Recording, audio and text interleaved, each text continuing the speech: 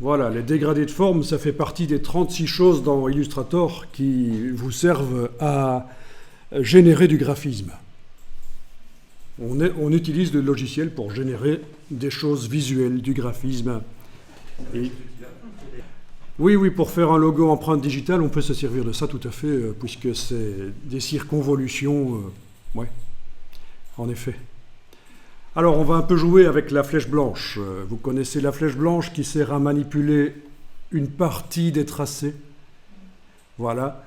J'ai activé la flèche blanche, mais rien ne change au niveau de la sélection des lignes. Il faut que je désactive les lignes, que je les désélectionne en cliquant à côté. Voilà.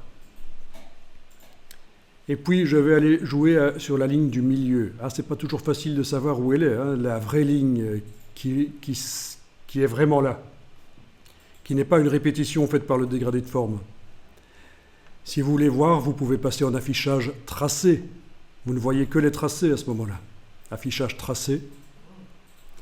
On revient, affichage aperçu. Voilà.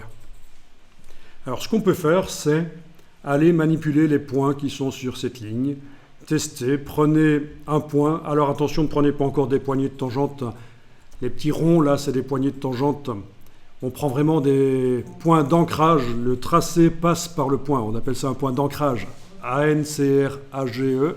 Ancrage, comme une encre de navire. Voilà, et quand vous bougez, vous arrivez à faire du graphisme. Tout ça est très intéressant. Ah oui, ça peut servir à faire du relief, en effet. Il y a eu une pochette d'album très connue, d'ailleurs, qui montrait du relief comme ça, en mettant les lignes en horizontale.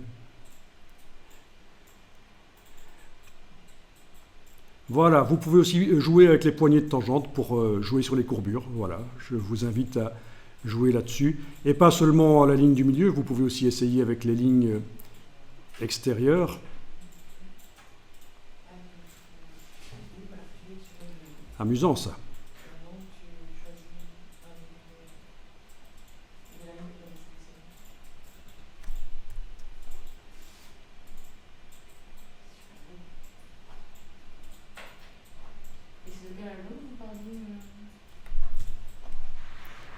On a eu une amatrice de musique ici.